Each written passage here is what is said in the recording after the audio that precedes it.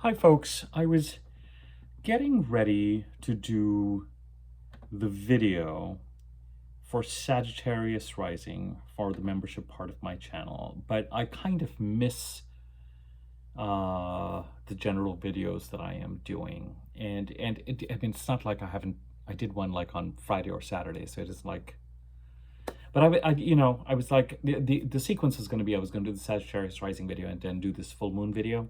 And I was just like, no, let me just do the full moon video, partly because tomorrow the Mars-Pluto conjunction takes place. And certainly socially and politically, um,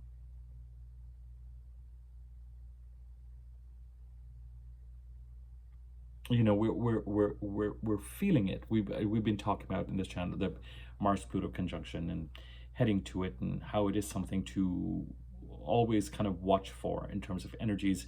These are two planets that are yang and energetic, and can even be violent.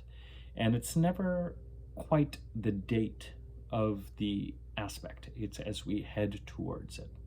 So I thought, let me just talk about the full moon in Leo and get that done with. It's on February the 1st. When I did the new moon in Capricorn video, I ended up doing that new moon video after the new moon. So I was like, well, and anyway, I was just kind of missing kind of doing a collective video. Sorry, give me one sec. I want to go over a certain sequence here as we talk about this. Now, just a little bit of homework. I have done 5 of the rising sign videos. Remember that in the membership part of the channel, and I'll keep this quick, I'm doing a set of 5 videos for each rising signs. The first, which have been completed, and are the first 2 videos in your dedicated playlists for each rising sign, concerned the North Node in Pisces and South Node in Virgo eclipses, which continue to exercise their influence until February 27. Indeed, on March the 3rd, we're going to have a lunar eclipse in Virgo. The second set of videos, which I am doing right now, and I'm almost halfway into it, are about Pluto's transit through Aquarius. And of course, that is current as of we're talking right now. And Uranus's transit through Taurus till April 26th of this year, and then after that into Gemini till 2032. And the fact that Uranus and Pluto will be trining and supporting each other. So those videos are halfway done. Then I'm going to move on to talking about the North Node eclipses in Aquarius and the South Node eclipses in Leo. This year, 2 of the 4 eclipses we're going to experience will be on the Pisces-Virgo axis. Those videos are done. 2 of the eclipses we're going to experience on the Aquarius-Leo axis. The first of those eclipses will start to make its presence felt starting February the 10th, and it is on February the 17th. And indeed, the Leo new moon that we have on February the 1st is connected to, is in relationship with that eclipse. Then I'm going to talk about Saturn and Neptune. Neptune has changed signs into Aries today. Saturn will be changing signs into Aries in a couple of weeks, and on February the 20th, they're both going to conjunct in Aries. And then the last set of videos I'm going to talk about are about Jupiter transiting from Cancer to Leo at the end of June, and how all of these aspects apply to each rising sign. So just know that that is underway in the membership part of the channel, and I sometimes give updates here in case members have not looked. I'm not quite sure what notifications for members end up looking like. So those are there. And remember, with the membership part of the channel, you can be a monthly member for $6.99, and it's a way to support the channel. Or you can dip in and out. You can dip in and take a look at the content and dip out if you need to. So just know that that content is out there for each rising sign as more is coming and following. So that's done. Now let's talk about the Leo new moon and what has been going on. Now, the Leo full moon. The full moon in Leo is related to the new moon in Aquarius. And this year, the new moon in Aquarius is a North Node solar eclipse on February the 17th. And it is going to start to exercise its influence starting February the 10th. I always say the week before and the week after an eclipse, and certainly when it is a solar eclipse, it is starting a cycle it's going to exercise its influence more strongly after the eclipse occurs. But every new moon has a corresponding full moon.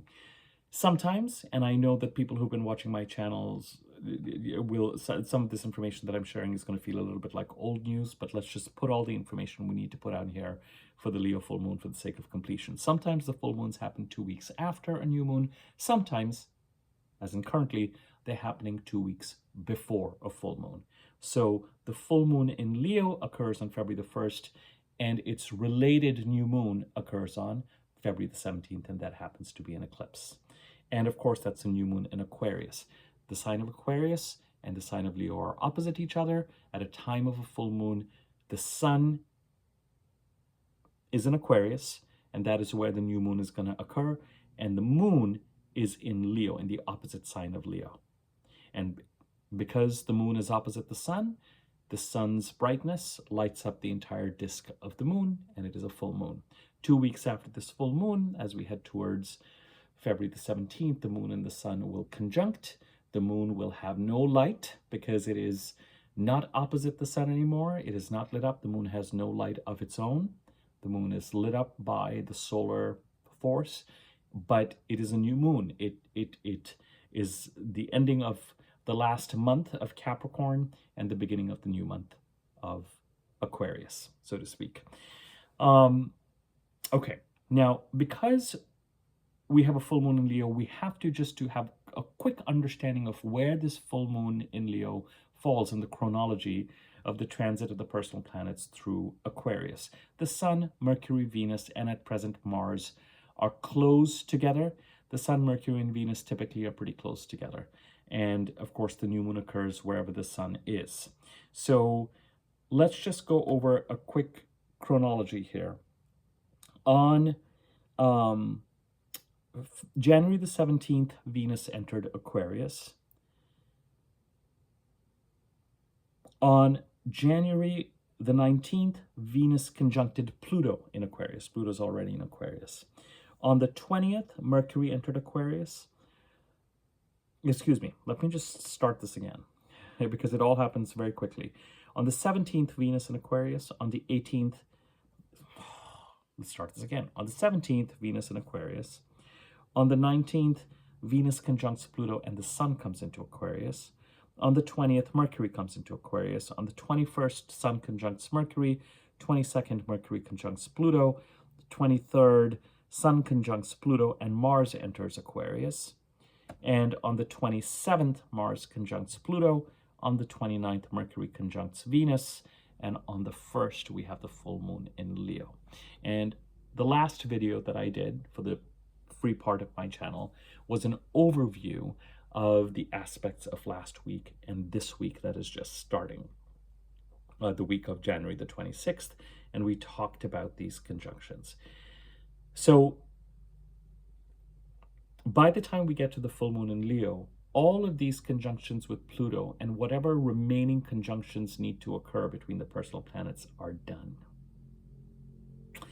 And a full moon exercises its influence normally about 48 hours before the full moon and for up to 24 hours after that.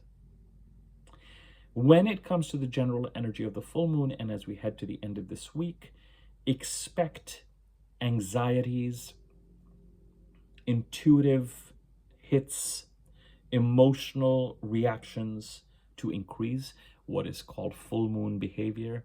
Passions rise, tears, tantrums, sometimes temper flare-ups. As I like to say, the pot of milk comes to the boil, specifically to do with repressed intuitive and emotional urges.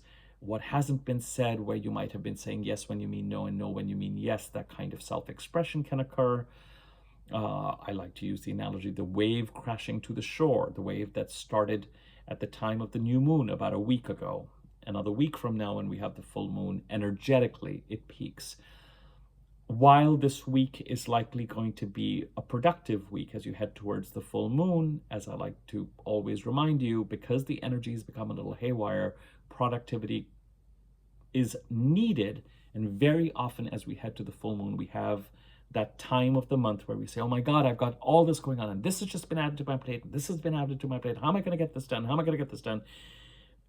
If you can just tone down the rawness of the full moon, you might find that everything does manage to sort itself out.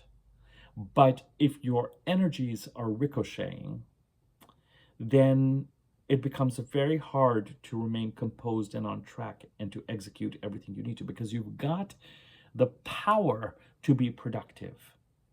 But by the time you get to Thursday, but especially Friday and Saturday, it's likely that, it's like a merry-go-round that starts to go a little, it just starts to go a little haywire, and we become so much more intent on just holding on until it slows down that that can take away from some of the productivity. As I've said to you tons of times on this channel, it's the week after the full moon that is energetically the most balanced in terms of getting things done. But the pressure to get things done and the energy to be productive is likely going to be present this week. Full moons can also bring, and hear me on this, they can also bring conclusions, culminations, reaching the peak of something. Contracts sometimes come through, departures. And full moons can sometimes give us the energy. I always say, always consider with a full moon, if you need to be assertive about something, be assertive and not aggressive. But with full moon, sometimes you have to gauge, is a full moon bringing up something that I'm feeling really raw about, or feeling like I really want to express? And is it wisest for me to express it now at the time of the full moon and everything? Or do I make note of it and do I deal with it once the energies calm down?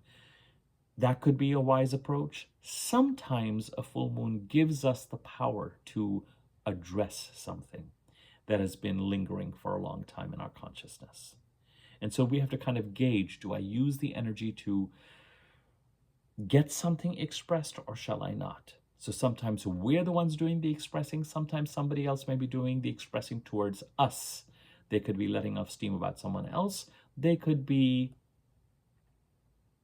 could feel like someone is throwing a tantrum towards us, in which case I would just say, try to just at least give another person, as long as their behavior is non-problematic, a little bit heightened, but non-problematic, try to see what is occurring so that you can understand what has been suppressed. Sometimes it can surprise us when people are worked up about something because they haven't quite given us a clue, or we have not realized what impact something that we're doing consciously or subconsciously or not consciously has been happening in that case. Sometimes the energy of a full moon can actually mean that someone leaves or closes the door on something. Now, the reason why I've spent a little bit of time talking about this is because the conjunctions with Pluto, as you know, and I've been talking about this in the rising sign videos, but I've also talked about this in the past few videos, entered Aquarius in 23, but especially in 24, and especially starting November 24, it's a continual streak of Pluto in Aquarius till 2042. However, between Jan 20th and February 20th, all personal planets, the Sun, Mercury, Venus, and Mars, the sequence was the Sun, Mercury, Mars, and Venus conjuncted Pluto. And the Sun and Pluto entered Aquarius together around January 20th, 21st. We had the March 3rd conjunction with Mercury and Pluto. February 3rd conjunction with Mercury and Pluto. February 14th conjunction of Mars and Pluto. February 17th or so conjunction of Venus and Pluto. That was the sequence. And this year, as I've already outlined, we had Venus, Pluto conjuncting each other on the 19th of January, Mercury conjuncting Pluto on the 22nd, the Sun on the 23rd, and the most arguably dynamic, explosive, yang, overt, assertive, aggressive, violent of the aspects, Mars conjuncting Pluto on the 27th. So by tomorrow, the conjunctions with Pluto will be done. I feel, and we have talked about this, that some of the energies that we're seeing at play are linked to these are energies of transformation, particularly with Mars and Pluto. Last year, The Sun is going to conjunct Pluto every year, as will Venus, as will Mercury. It's when Mars is in the mix close to these planets that every 2 years, it's like the energy ramps up. As I've said to you before, and even the weekly overview that I did, and for those of you for whom this is the first of my videos you're seeing, if there's anything in this video that you feel intrigued by or feel like, oh, I want it expanded on, just go back one more video and go back one more video. And I'm not saying that you should spend 8 hours looking at videos, but just know that you are meeting me in the middle of an ongoing set of videos. So you'll just need to go back to kind of get more and more context until you feel like you're done.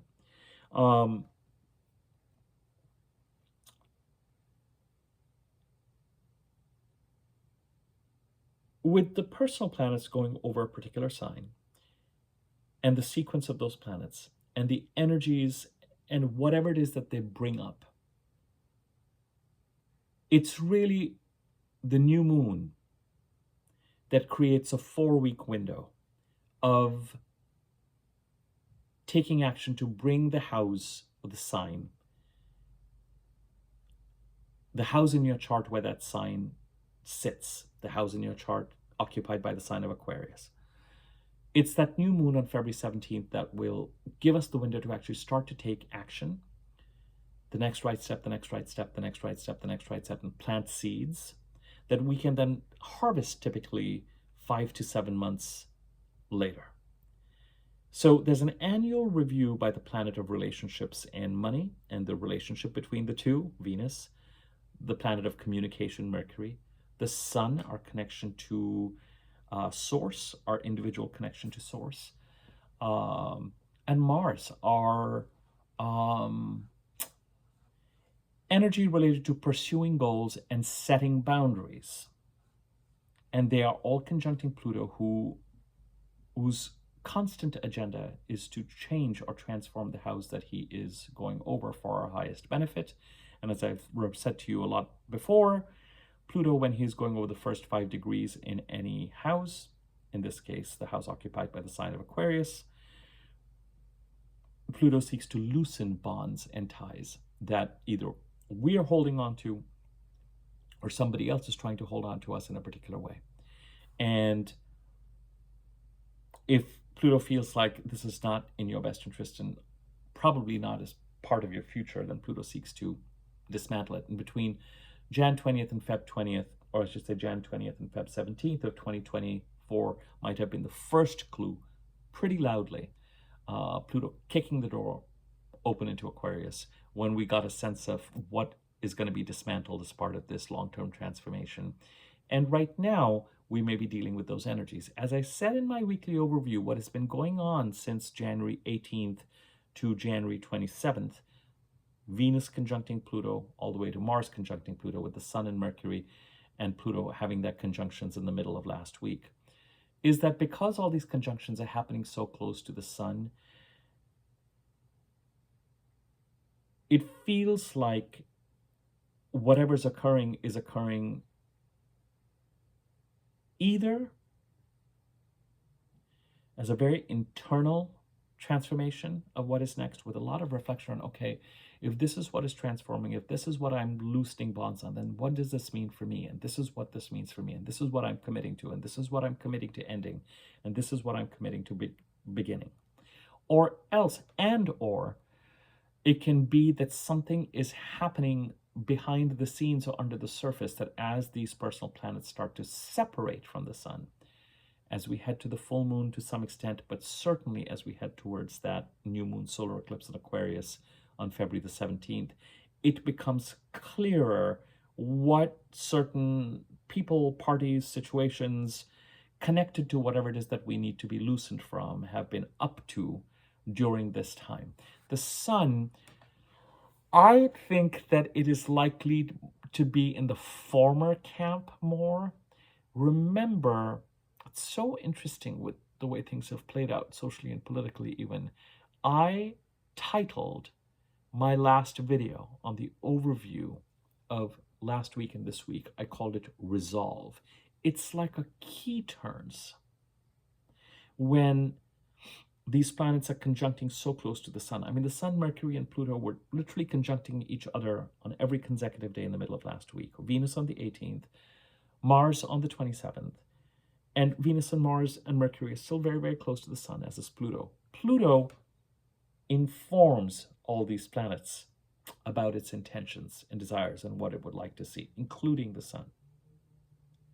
The sun, when it comes to the personal planets, Mars, Venus, Mercury, gives them instructions as to how he wants those parts of our energy, the feminine side that protects what we value, Venus, the male side that hunts and gathers and provides and pursues goals and protects and sets boundaries, and Mercury, the planet of communication, and also the moon, our intuitive and emotional engagement with 3D reality.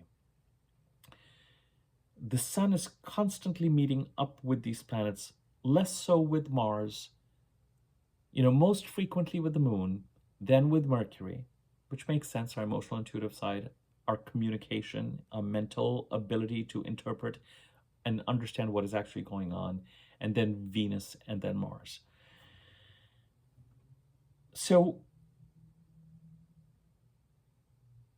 and the sun conjuncted with Mars and Venus, notably in Capricorn, Jan 6 to 9. So all these conjunctions are happening, and so the sun, our connection to source, informing all these planets being close to the sun, and therefore kind of being, it's like all these planets are in a conference room together, or they're at a retreat somewhere, setting an agenda, determining what needs to continue to be loosened and what it is opening up space to create. As we head to the Leo full moon, some of these energies will start to become a little bit more identifiable and disparate. Mercury and Venus, who conjunct on the 29th, so the planet of communication, the planet of relationships, the planet of what we value, our values, the planet of our finances, the planet that helps deliver opportunities and grants us blessings and a certain amount of help and aid. I would say not really quite at the time of the conjunction, but as we head towards February 1st and certainly beyond, they're going to start to separate from the sun. So we're going to start to feel their power a lot more. By the time we get to the full moon and beyond that, certainly by the time we get to the eclipse, Mars will be that much further behind in Aquarius. So we're going to start to feel that energy as well. But these are all energies that will start to become more felt and more overt based on these conjunctions that have been occurring since the second week of January. And in the Aquarius part of the chart, the conjunctions with Pluto starting between January the 18th and January the 27th. So by the time we get to the full moon in Leo, which is a full moon related to the Aquarius part of the chart, the new moon solar eclipse in Aries on February 17th, a number of conjunctions will have occurred that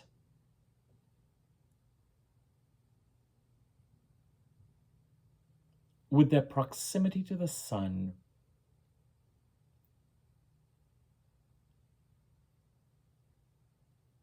have kind of turned a key in us to say, based on everything that's been going on in the Aquarius part of the chart and whatever it is that Pluto declared his intention to kind of loosen and start to transform in the Aquarius part of the chart between Jan 20th and Feb 17th of 2024, what do we know now and what is our relationship with that and how would we like to move forward? It could be that as the personal planets start to separate and even as we head to the full moon, it could be that if there's been something going on behind the scenes, it starts to emerge. And especially some of the communication regarding relationships and money starts to become a little bit more overt, starts to become a little bit more, oh, here it is. Here's this communication. Here's this being said. Here's this that's coming out of the woodwork. Here's this that's finally coming out of hiding. And what relationship does all of this have to what it is that we're trying to transform and maybe release, however painful that release process might be, in the Aquarius part of the chart, in the house occupied by Aquarius in your chart. With all this kind of energy bubbling away in a cauldron with a lid on it, we head to the full moon in Leo on the 1st.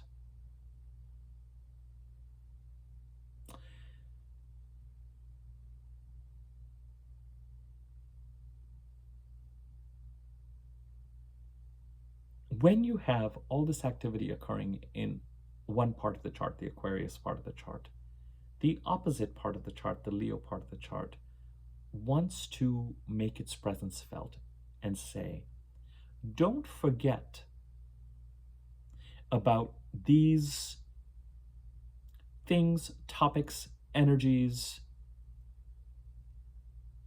as you are obsessing about the Aquarius part of the chart. Opposite houses are like yin and yang in one sphere. They are totally connected and related to each other. I know I've said this to you before. The 1st house stands for me. The 7th house stands for you. The 1st house stands for me as an individual. The 7th house stands for those people, parties, entities, organizations with whom I am in relationship. The 2nd hand stands for my emotional financial independence. The 8th house stands for emotional financial codependencies. The 3rd house stands for my mental faculties and my communication. The 9th house stands for my connection with spirit. Mundane communication, higher communication. The 4th house is the most private part of the chart. Home, land, real estate. The 10th house is the most public part of the well. I think the 11th house is the most public part of the chart, but the 10th house is the most public part of the chart with regard to things like reputation, career, calling. The 5th house stands for me and what I love and what I exult in and what I offer to the world as part of my gifts. The 11th house is about not me, but others, how I serve humanity, how I am a part of ensembles and groups to get things done. The 6th house is about productivity and how I manage my 24 hours a day, 7 days a week to get things done. And it is active and it is about getting things done. The 12th house is the least busy part of the chart, where you put up your feet, you're not doing anything, and you're processing or receiving messages from spirit. So you cannot think about any house without thinking about the opposite house, because as with opposites, one house defines the other by virtue of what is housed in each house. Both houses together make a complete whole. And just as you can't think of light without really thinking of dark, or good without thinking of bad, you need the opposite principle to define what each house is about. So when the sun is going over a particular house, and Mercury and Venus are close by, and Mars is close by in this case, and Pluto is close by, the full moon in Leo becomes, and this is something to just pay attention to. I'll tell you what I think this full moon is really about in a second, but it's possible that something, depending on the house occupied by Leo in your chart, may experience a concentration of energy. It's a little bit like if the Aquarius is in your 2nd house, let's say you're Capricorn rising and Aquarius is in your 2nd house, and you are thinking about and preoccupied by your income, you're in the process of getting your performance reviews, you're thinking about your paycheck, you're thinking about how you want to earn money, you're thinking about matters related to your financial and emotional independence. As you're doing that, it could be that as you get to the Leo full moon, your partner, your spouse, an organization you're contracted to, a client, you hear from them with a certain amount of vigor, as if to say, I understand that you're really self-obsessed right now and you're thinking about you and your money and what. Just remember that whatever you're thinking needs to take these things into account. Remember, you still have your obligations here. And you cannot just make these isolated decisions without factoring in something here. Sometimes when the sun and the new moons and all the stuff is occurring in the 1st, 2nd, and 3rd houses, other people assert themselves as is to say, don't neglect me. I understand that you've got something going on, but don't neglect me.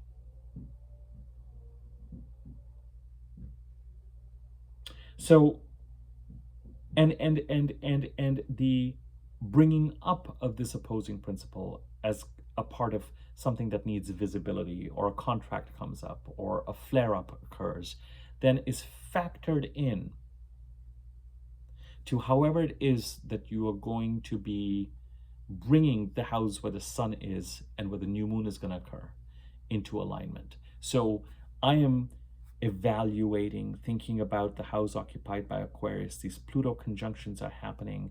I'm thinking about where things have been since 2024, what I'm in the process of disentangling. A key has been turning last week and this week with regard to my own resolve for how to move forward and what to let go of, what my own principles and my own values are when all this is occurring. And then as I head towards February the 1st from the Leo part of the chart, either me or somebody else or something else asserts itself as if to say, don't factor this out. Because certainly then when I get to February 10th onwards, towards the February 17th new moon solar eclipse, where I can actually lean into all the way to April, May, June of 2028. The Leo Aquarius eclipses will be exercising their influence until May, June 2028. I can then, starting February 10th, but especially February 17th, start to take action. The next right step, the next right step, the next right step, based on what the Venus transit has brought up, the Mars, the Mercury, the Sun, Pluto, all these conjunctions in Aquarius, the full moon in Leo saying, this needs attention too. Then as I get to February the 17th and that new moon, and it opens up a month, 28-day cycle for me in the Aquarius part of the chart to take action, to plant seeds, to bring the house occupied by Aquarius into alignment. All these transits can be factored into what the next right steps are and what that alignment looks like and means. Now, you've heard me say this. For me, even more importantly, when a full moon occurs, 2 weeks before the new moon, something comes to a close or an end.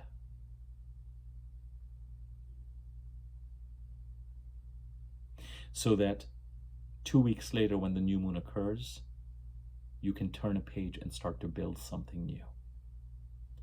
The fact that the new moon in Aquarius, you've got Pluto in Aquarius, you're starting to get eclipses in Aquarius. The Aquarius part of the chart is going to be pretty happening all the way to the middle of 2028. So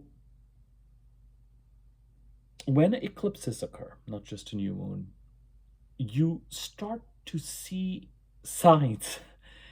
It's not just that you are taking action, the universe starts to create change.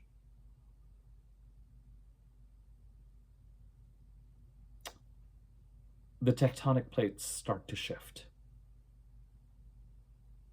And of course, we'll talk about this more and cover this more as we head towards the February 17th eclipse. And it's part of the reason why I'm doing the sequence of videos that I'm doing in the membership part of the channel.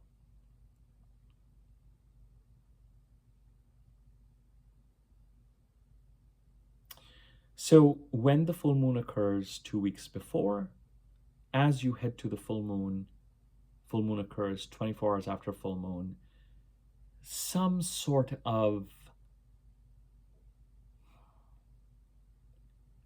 page turn occurs.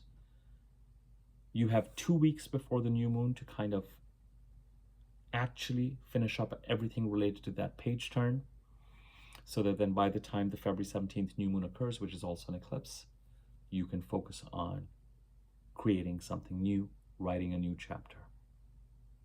Now, the energies related to the full moon in Cancer on January the 3rd and the new moon in Capricorn on January the 18th, which, remember that we're still in the month of Capricorn. Until February 17th, we're still in the 4-week period where we're taking actions to bring the Capricorn part of the chart into alignment. And as I said in my overview, the last video that I did, 50% of your energy. I will not be surprised if the Capricorn part of the chart is like create the new, create the new, create the new, create the new, create the new. And the energy of something ending as we headed towards Christmas and New Year's and into the Jan 3rd full moon. And then that 2-week notice period. And then the Jan 18th new moon in Capricorn, opening up a 4-week window to take action and create the new in Capricorn, was even stronger astrologically than the astrology of the full moon in Leo and the new moon solar eclipse in Aquarius. The full moon on January the 3rd, followed by the new moon in Capricorn on January the 18th, I think we felt that full moon and that new moon in a much more personal, much stronger way because the astrology was much stronger. Now, you might say, Avi, what could be stronger than all these conjunctions with Pluto following a full moon? Fair. But the actual astrology of full moon and the aspects are a little bit looser this time around. That doesn't mean that there's no intensity. Let's once again go into the sequence of heading to this full moon. Conjunction with Pluto, conjunction with Pluto, conjunction with Pluto, Mars conjunction Pluto on the 27th. Full moon in Leo, 4 days after that. There are things socially and politically that are playing out that may reach some sort of a peak. We're already starting to see full moony behaviors, consequences.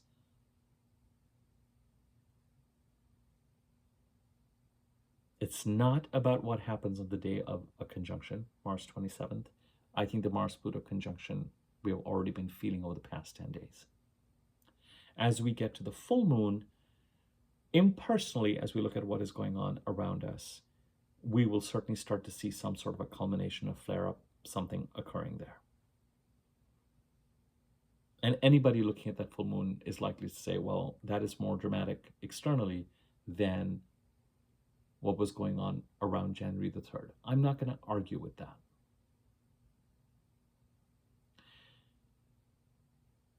The full moon in Leo, in my opinion, has no super tight aspects. For some astrologers, that full moon will clearly be opposing Mars, Mercury, and Venus. For others, that will include Pluto in Aquarius. And I would agree. But when I compare to the Cancer full moon about a month ago on January the 3rd, those oppositions to Mars and Venus, and the trine to the South Node in Pisces from the moon, and the trine to the North Node in Pisces from the moon, and the South Node in Virgo from the sun, were within a degree of each other. And we started to feel that Jan 3rd full moon practically as we were heading to Christmas. What we're feeling now with the intensity, the most intense part of the astrology in the sign of Aquarius are really, even more than the eclipse, the solar eclipse on the 17th, are these conjunctions with Pluto. My prayer is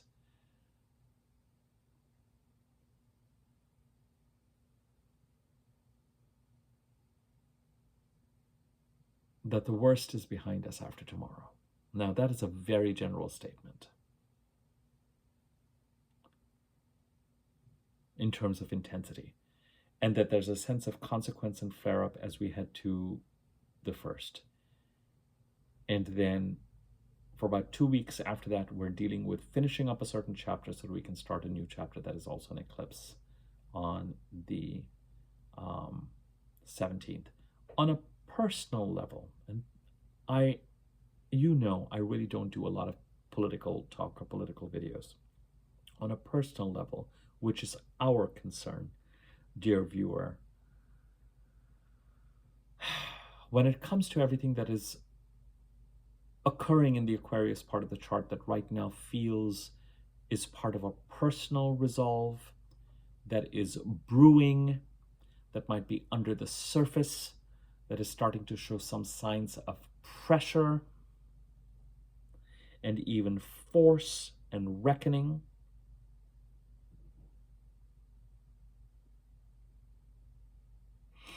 That the groundwork for the change and the transformation has already occurred. As you get to that February 1st full moon, there could be some sort of a culmination that has to be factored in, or something starts to turn a page, or there's a further set of developments in line with Pluto trying to loosen your attachment to something, or someone else really being attached to keep you in a certain place that Pluto feels needs to be loosened or eliminated or released, in connected to whatever is going on between Jan 20th and February 17th of 2024. That occurs again so that it contributes to you leading into creating something new in the Aquarius part of the chart the week before and after February the 17th, and starting that February 17th new moon solar eclipse. The closest aspect to the full moon is an opposition also to Mars, but it's all these oppositions are over 5 degrees by the time this full moon occurs. The full moon in Cancer, the opposition to Mars and Venus was to the degree. But in fairness, just as the moon is becoming full, not too long before that, a pretty full moon is going to oppose Mars. And then after the full moon, not too long after that, a pretty full moon is going to oppose Mercury and Venus. So this idea of emotional, intuitive culmination, wave crashing to the shore, the full moon saying either this chapter and this page is turning so that you can create something new with starting 2 weeks from now, and we're going to focus on finishing that ending between February the 1st and February the 17th, and or the full moon saying, not so fast, buddy. When it comes to the Aquarius part of the chart, remember, I'm going to flare up a little bit here in the Leo part of the chart to give you a sense of what you need to factor in as you head towards that new moon or whatever it is that you're planning to create in the Aquarius part of your chart.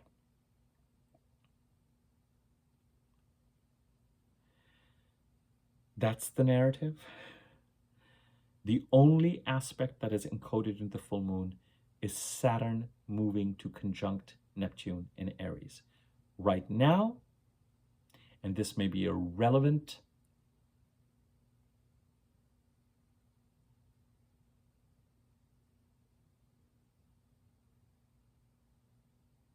this, what I'm about to say may be very, very relevant.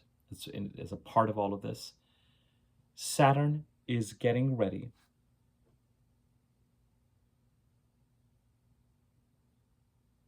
on February the 13th. Saturn is going to move into Aries, February the 13th.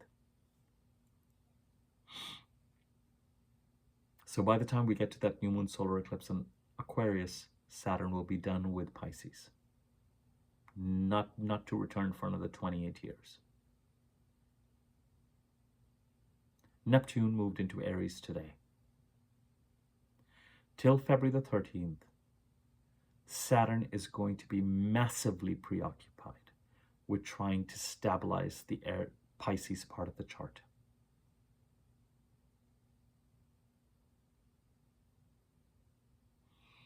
What is pending? What needs attention? How can Saturn get your attention? How can Saturn get you to take some action, even if it is scary, even if you have to take responsibility for certain karmic consequences, even if you have to take action to set boundaries against a certain amount of fogginess. Saturn is going to be very, or if you need to put some structure and finish achieving something in the Pisces part of the chart that is especially Neptune in nature, artistic goals, creative goals, imaginative goals, musical goals, spiritual goals, monastic goals, renunciatory goals, therapeutic goals.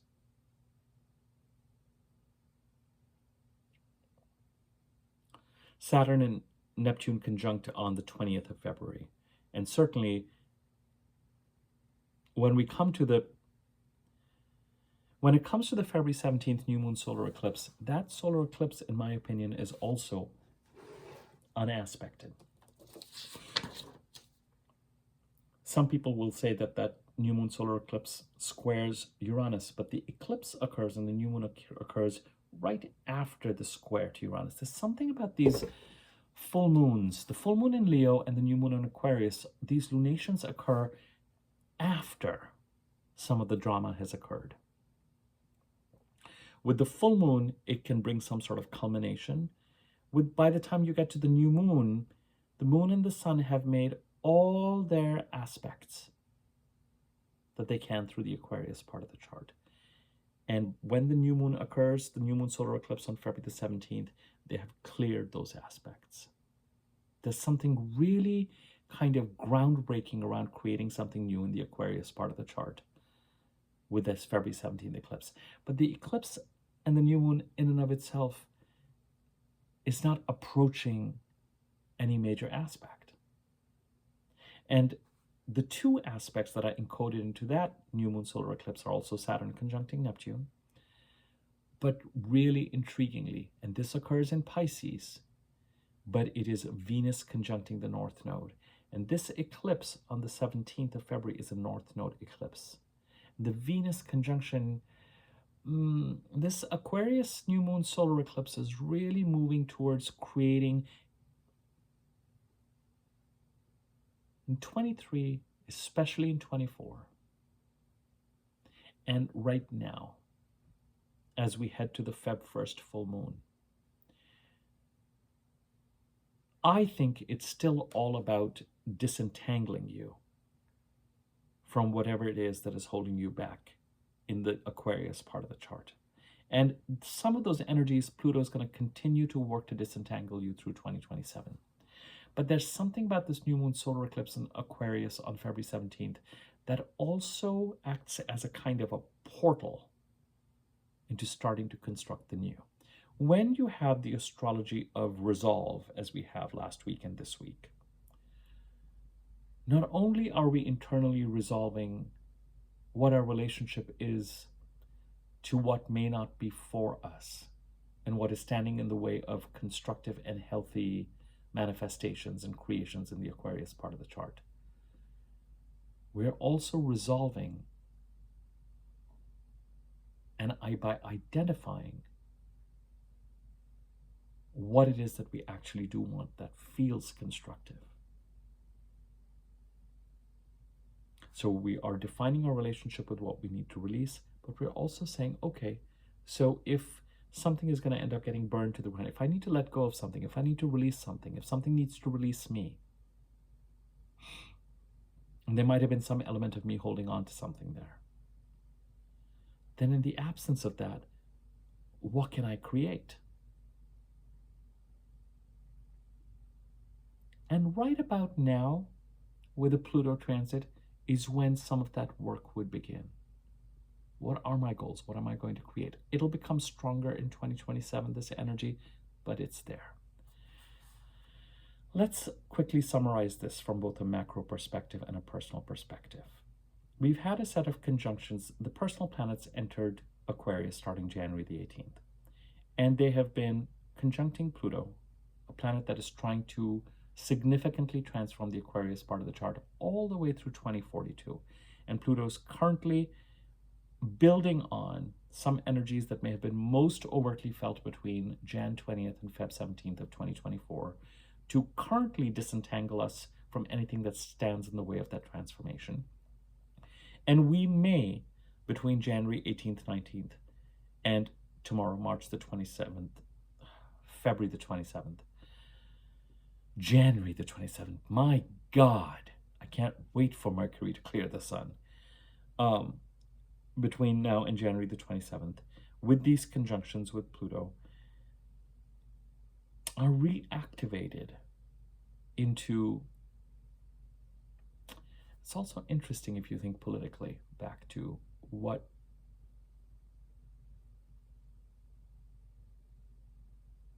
had taken hold between January 20th and February 17th. I don't know what the date of the inauguration was.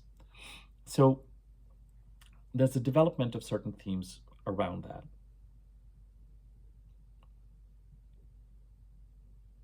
Currently, things are spiraling up.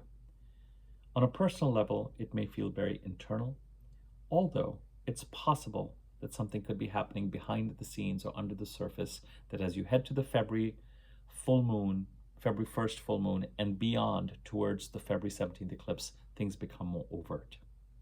Something may become expressed or clearer, or may reach a culmination point as a result of all this Plutonian activity as you head towards February the 1st, the Leo full moon.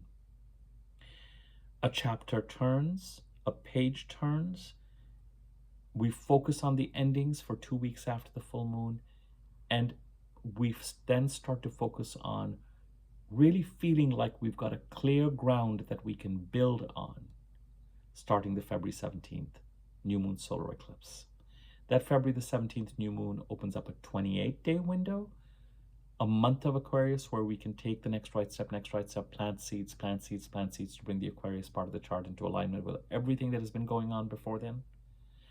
But with that Aquarius new moon solar eclipse, the week before and after February the 17th and April the 17th will also become very important and bring developments around whatever it is that we're trying to create and lean into in the Aquarius part of the chart.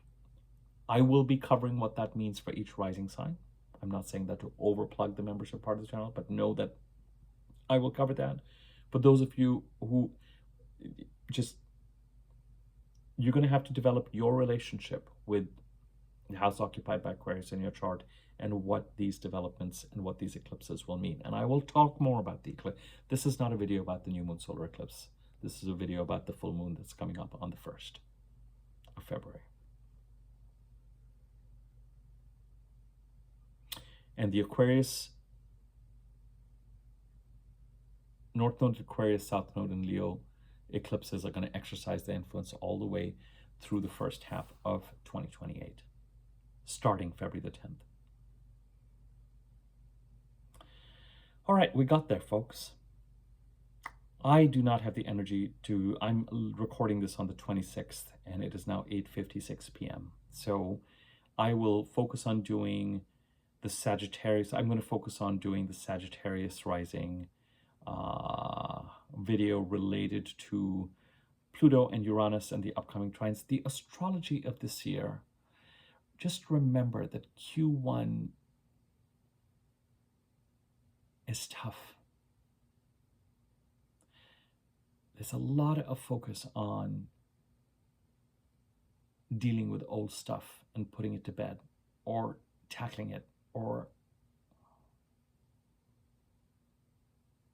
by the time we get to Q2, we start to move towards these amazing trines between Uranus and Pluto, and Jupiter and Saturn and Neptune. And I'm not saying that the rest of the transits for the rest of the year are peaches and cream, although it's pretty lovely to have these two sets of trines.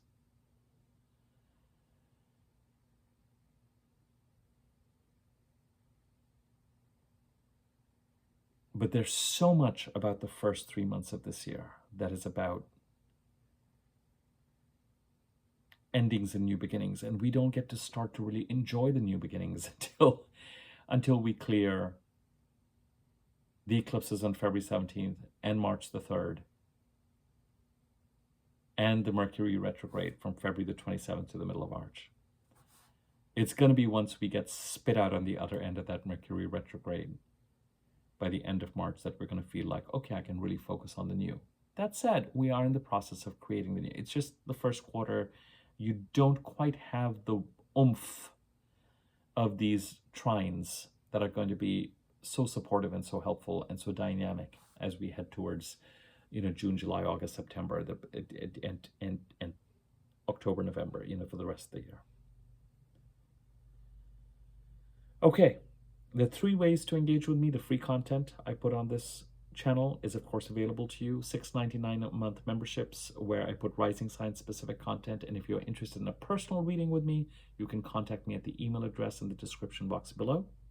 Let me know which country you're writing from. If you've already consulted with me before, I have your information. Just go ahead and write to me there so I can let you know what the current offerings are. Subscribe to my YouTube channel if you haven't already. And when you subscribe, there's a bell icon that shows up. Click on the wiggly bell on top so you're notified when I do new videos. You can contribute to the channel for free by liking this video, commenting on it. You can contribute to this channel monetarily by using the thanks button underneath this video, or donating information and donations in the description box below, as are information about memberships and the email address where you can reach me for personal reading.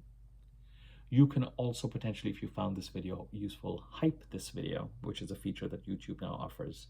And hype certainly seems to give videos greater circulation. I don't think that you can hype I think you get some sort of a quota. I still don't know how that works. But I will leave it at that.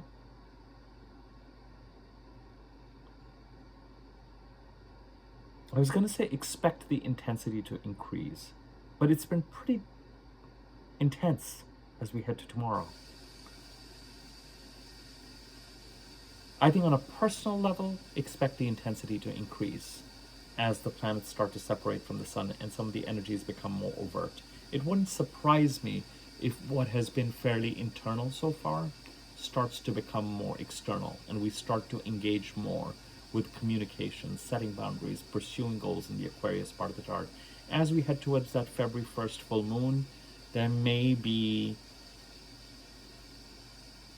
an assertiveness that enters the picture on a personal level, and a page turn.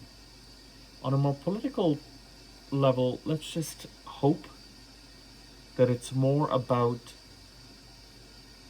culminations and less about more violence. Let's hope that the Mars-Pluto conjunction being behind us after the 27th is gonna... We know that no matter which side of the, we know, anyway. We're living in transformative times, right? So, okay, we'll leave it at that. All right. Thank you for watching my videos, and for being subscribers and members, and being supportive and commenting and engaging, etc. I really am very, very grateful, and the community around this channel is just a